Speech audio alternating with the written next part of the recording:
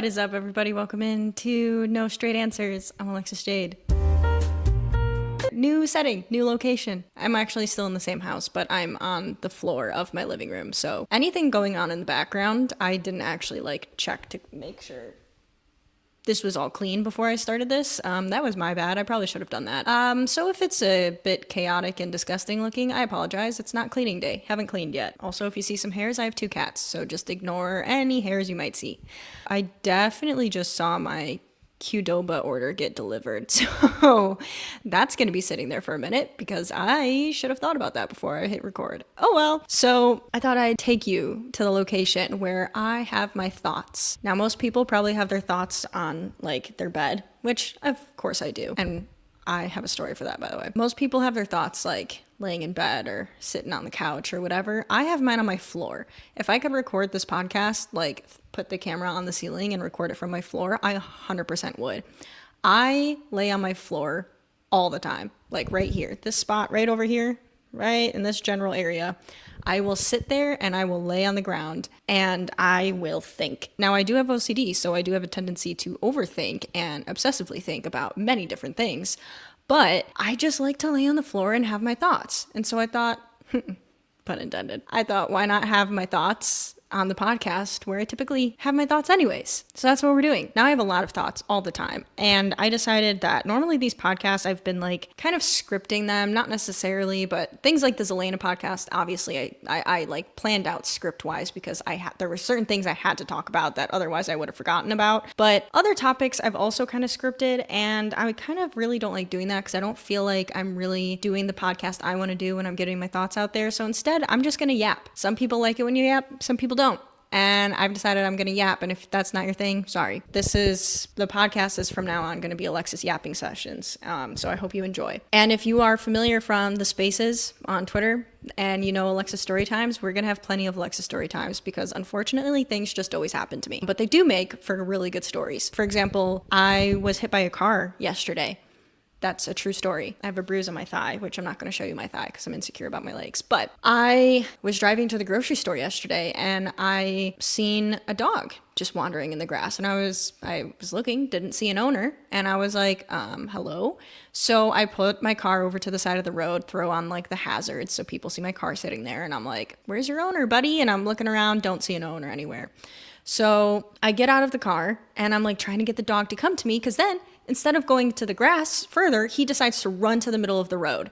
And there's a curve around this road. So oncoming cars can't really see him. And he's a little dog. He's a little black and white guy. He blends into the concrete. And so I was like, oh no. So I get out of the car and I see a car coming around the corner. And I was like, oh heavens no, this is not good. So I, without thinking, run in front of the dog, and on one side of me I have the dog barking at me, and I'm like, it's okay buddy, I'm trying to save you, stay still please. And on the other side of me I have a car flying around the corner. The car continues flying around the corner and sees me, but he doesn't really stop. It's he's thinking I'm just going to eventually move from the middle of the intersection, which I don't.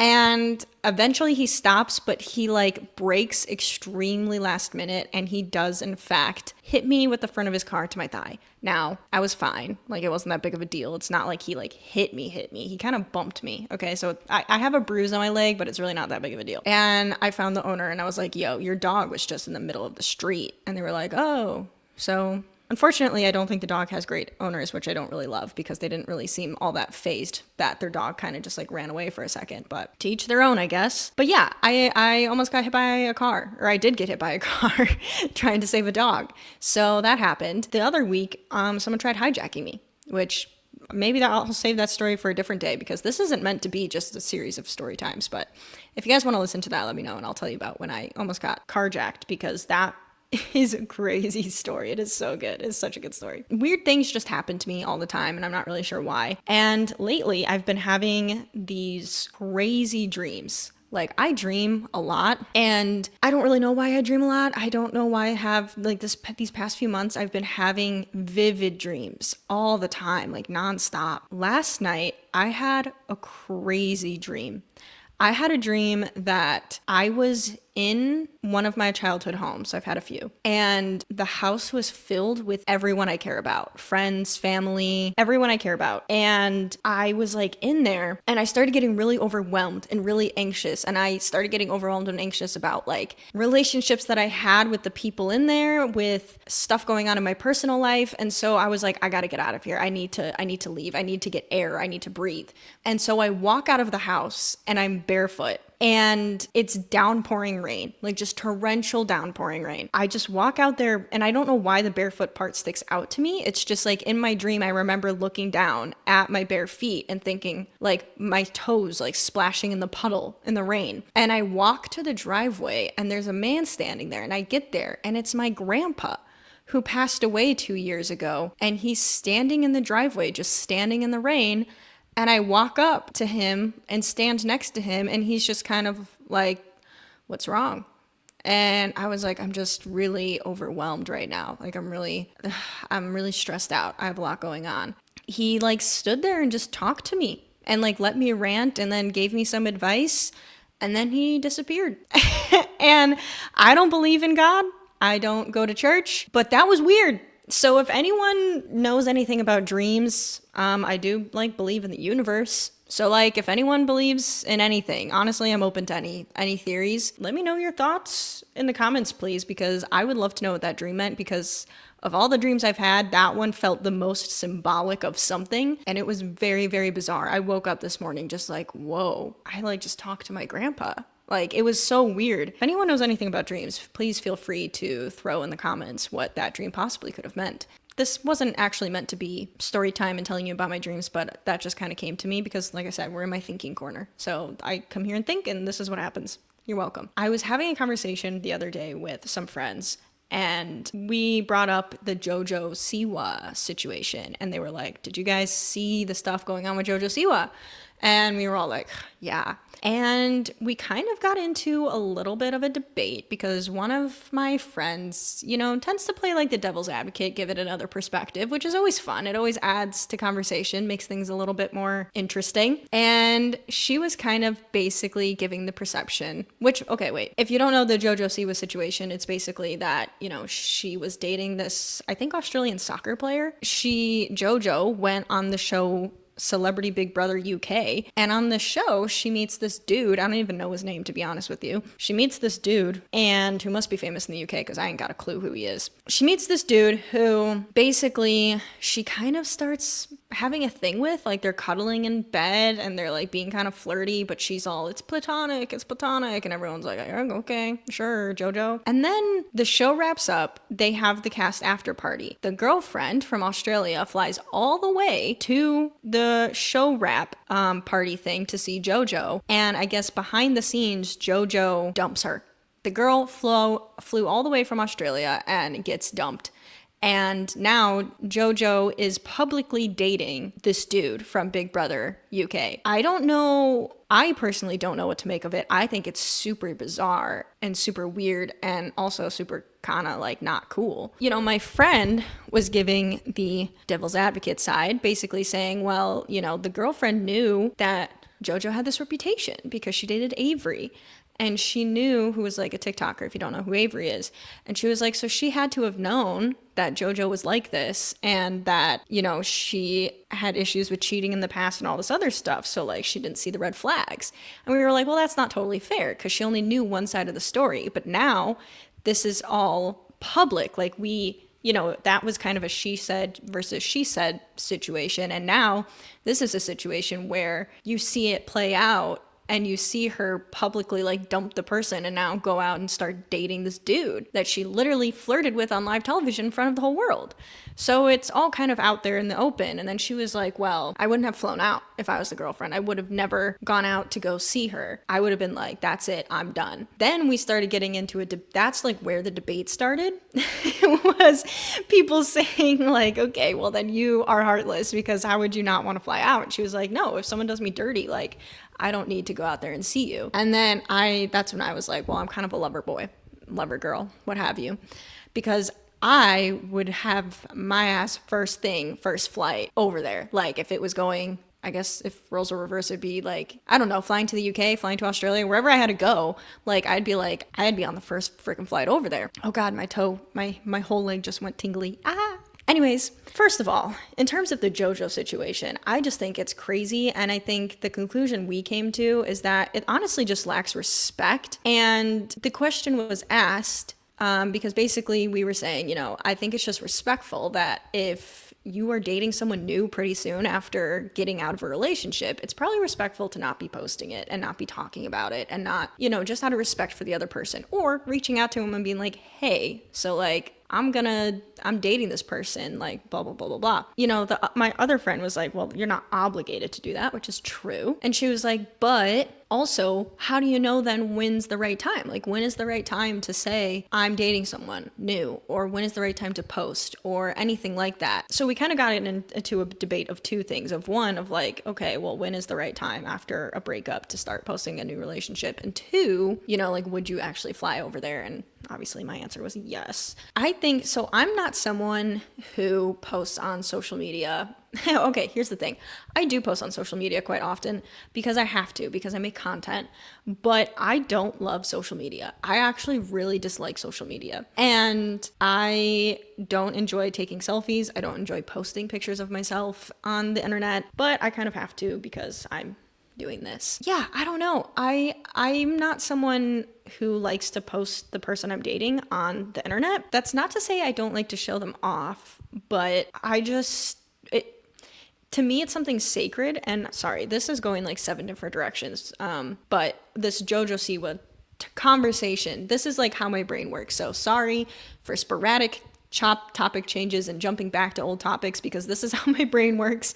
And you guys are just going to have to deal with it, or not, but hopefully you do and enjoy the chaos of it. This is what I live with on a day-to-day. I'm curious what other people think, because for me, when I'm in a relationship, some people see that as a really big red flag when you don't want to post your partner that you're with, and that like they get offended. For example, my most recent ex, I did not post on social media very often. And initially she was like fine with it. She knew that, and she didn't really have a problem with it. But about like a year into our relationship, she would post things like for my birthday or what have you.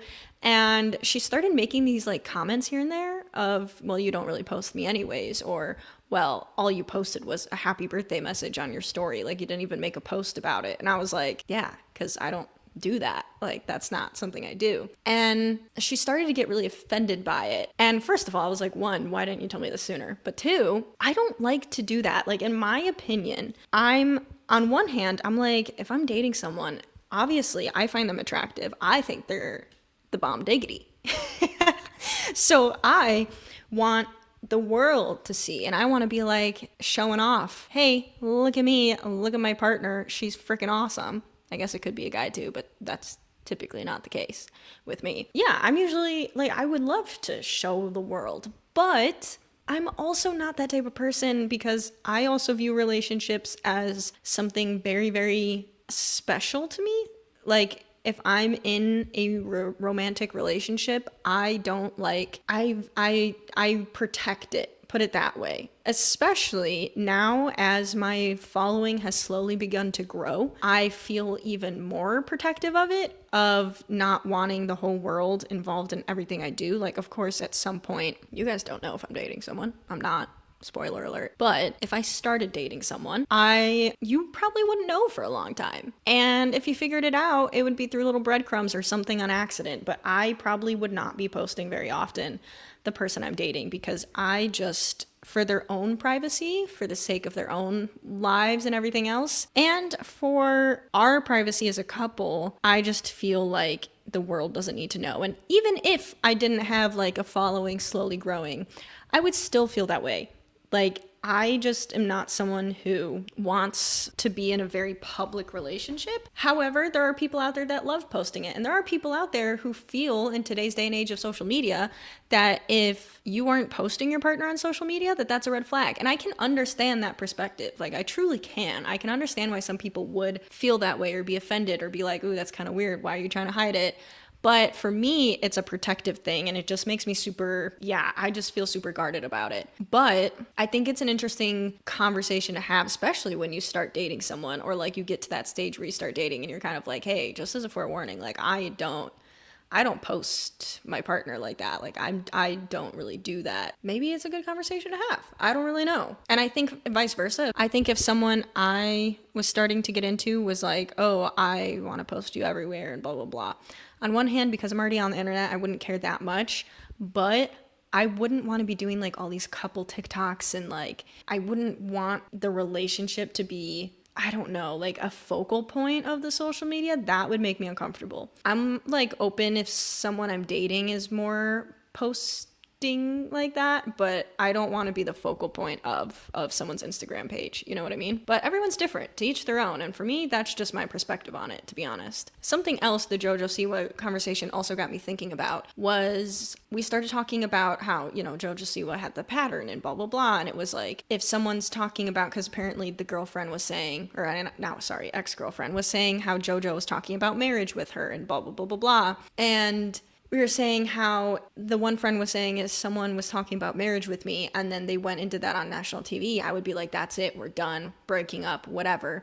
She was like, also, you saw her pattern, how did you not notice that? And I was like, well, love bombing is a for sure thing. And I feel that in especially women in women relationships, love bombing is so common. Like, I've definitely been a victim, so to speak, of love bombing. And I don't even mean it in a way of like, I remember one of my very first girlfriends loved bombed me so bad and I ate it up because I had no experience in being in, honestly, really in a committed relationship at all, and especially not with a woman.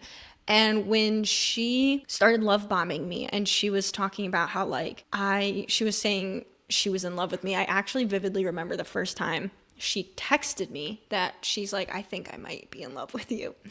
And she texted it to me. And I remember in that moment thinking, whoa, that's quick. But because this was my first like real like relationship, I was like, this is awesome. So I kind of looked past it. And then she would talk about, oh, I want to marry you one day. Like, I know you're the one for me. And I was like, this is awesome. Like, I didn't know I was going to find the one right away. Funny, side note, now, many years later, I don't even want to be married. So that's a thing. But at the time, I was like, this is amazing, incredible. And safe to say that about a few months later, she did a complete 180 and was like, I need space from you. You're too much. This relationship is too much. You are like overbearing. I just think you're moving too fast. And I was like, I'm moving too fast. You're the one who said you wanted to marry me a few weeks in. Like, what are you talking about? I'm moving too fast. So yeah, safe to say that relationship gave me whiplash. We broke up. I came back to her. We broke up again. It was a thing. I learned from it. Won't be doing that again. But I do feel like because women tend to get along quicker, you know, like you have the emotional connection quicker and deeper sooner, that love bombing is super common. And I also feel like some people really struggle with the difference between infatuation and actually liking a person or the idea of a person. I've definitely been both someone who has accidentally kind of started to like the idea of a person more than the person. And I've also been someone where I started dating someone and realized that they started dating me based on the idea of me and not actually me, because we didn't take the time to get to know each other enough before dating. Yeah, I've learned my lesson from that as well. And in today's day and age of online dating and everything else, I also feel like you have a tendency to kind of rush some steps and you don't really know each other beforehand. Yeah, and I don't know. And personally, I have no interest in online dating at all. And unfortunately, that's the way the world works right now. But oh God, the idea of dating someone, like going on social media apps and downloading like Tinder and Hinge and all the things, and then having to make a profile of a bunch of selfies. And I haven't been on a dating app in years and I have no desire to be on one. God, the idea of like swiping on dating apps and having that basic small talk that you have to have with someone you don't really know at all, and just hope that they can like like banter enough with you that you can have a funny or flirty conversation or whatever. And then you have to have a first date. And then the first date is always weird. And then you have to have a second date. And then from there, I think the struggle is like you went on these dates with the intention to date, and now it's like you're not going to become friends first. And especially once again with women and women relationships, it's much harder, I feel like, to go slow, because once you start becoming infatuated with someone, you're like, okay, I want to, like, let's date, let's do this. And in my experience, rushing into shit doesn't work. It's not a good idea. And it doesn't go well. And you don't truly know the person. And you kind of get to know them, which of course is true for any relationship. You get to know someone more the longer you date. But like, especially in the beginning stages, like you get to know them when you're already in a committed relationship. And it's just like, I don't know. I would love to be able to date someone I'm friends with already. But not that I'm although to be honest, I'm not really interested in dating anyone right now. But if I was, I don't even know how I would begin doing it, because I just don't want to go on dating apps. I don't like them. I don't know. I've never been hit on at a bar. And well, if I have, it's been by like a dude, and I'm not interested. I am bi, but I don't typically date men. I have no interest in making the first move on someone at a bar. That's for sure. I don't know, guys, because it's hard. And I have trust issues to begin with. I don't trust people very often. So like if I find someone I trust, or I find someone I have a connection with, or I find someone I'm attracted to, it's like pretty not common. Like I can find people attractive, of course. I can find people that I'm like, we get along well. But to find someone that I'm attracted to, that I have a connection with, that I can like trust, or be like, I think I could trust this person, is rare. And so when I have that, that's when I'm like, oh wow, like that doesn't happen very often. I wish like trust issues weren't a thing, and I wish it was easier for me to date people, but it just simply is not. And that's okay. I don't need to be in a relationship. I don't necessarily, like I said, want to. Like, I'm not actively looking to be in one. All this talk of, like, the JoJo Siwa. Yeah, and then the JoJo Siwa stuff, it got me thinking, like, see, and this is why you can't trust people. Like, JoJo's sitting over here telling her, which, once again, of course, I think that was love bombing. JoJo's over here, once again, telling her partner, like, girl, I want to marry you. I want to have kids with you. And what does she name her kids? Billy, Bob, and Joe? I don't freaking know. Whatever she called them. Like, and then the girl to go and cheat on with the man. Yeah, I'm also a type of person that, in general, I said this on a previous podcast episode, but I keep my circle very small. I've had periods of time in my life where I've had a very large group of friends and things like that, and it was great, and I had good times. But I personally, like, value my relationships that I have with people that, like, I'm always open to new friends and things like that, but I just keep my circles smaller, because I also want to make sure I'm able to give my time to everyone that I feel deserves it, that I care about. So if my circle's too big, I feel like I'm spread too thin. But I also just have issues trusting a lot of people. So like I tend to keep my circle smaller and have less friends. And sometimes that sucks, but also I'm okay with it. The JoJo Siwa situation kind of just spurred a bunch of thoughts in my brain. And that's typically how my brain works, is one thing happens and I just start thinking about 7 million other things. And also I know I did briefly in there mention that I don't want to get married, after my one ex many moons ago said that she wanted to marry me. And now I'm like, spoiler alert, don't want to get married. I don't want to be married.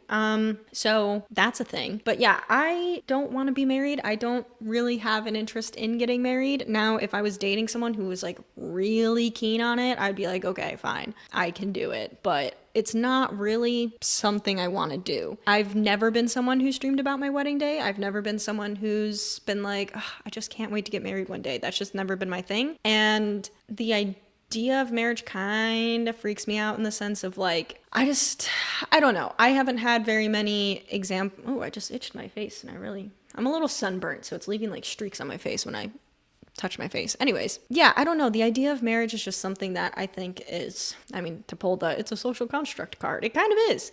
And I don't have a lot of examples in my life of actually, I don't have any examples from my childhood of healthy adult relationships. So the idea of marriage, just to me, is kind of like not something I've ever looked forward to. On top of that, I also am not someone who necessarily wants kids. Like, of course, I guess technically there's still time to change my mind, but I'm pushing 30. I'm 30 not far from now.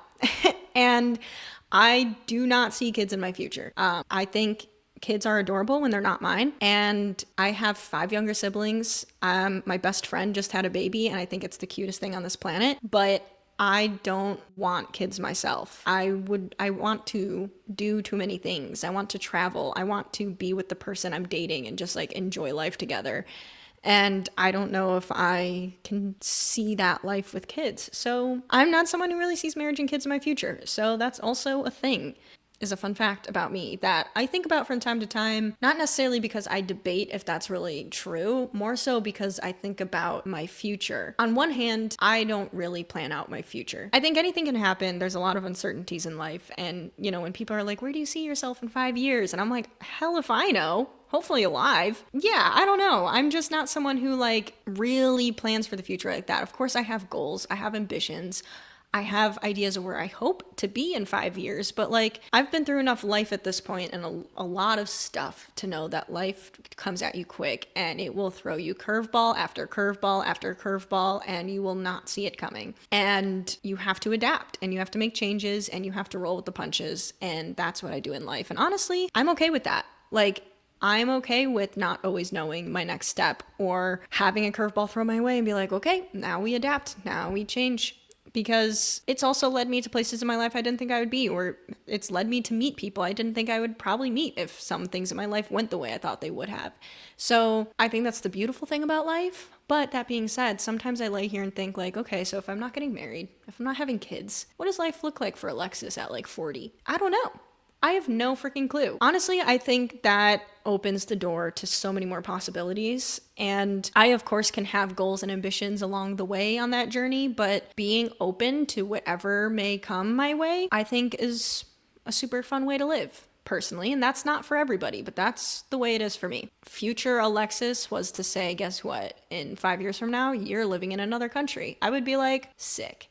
Like, that sounds good to me. I am literally open to anything. In fact, the way that America's going right now, like, get me out of here. If anyone's got a visa, sign this girl up. Okay, if you want marriage and kids, this is in no way meant to be like, shame on you, you have a boring life, yours is too rigid. I think in some ways by like having the idealization of the white picket fence, marriage, kids, that whole thing, I feel like in some ways can hold you back from opportunities because you're so set on like, I need to find the person and I need to get married to them and I need to have their babies and like this needs to happen. So, and it all relies upon finding your life partner. And to me, I think that's a bit scary that like so much of your future relies on another person. Now, don't get me wrong. I would love to have a partner for life. But I'm also someone who believes that soulmates and things like that, you can have many of them. I think you can have platonic soulmates. I think you can have many different types of soulmates. And I think you can love multiple people in different ways. And I think people come in your life for a reason, whether they're here for a short time, long time,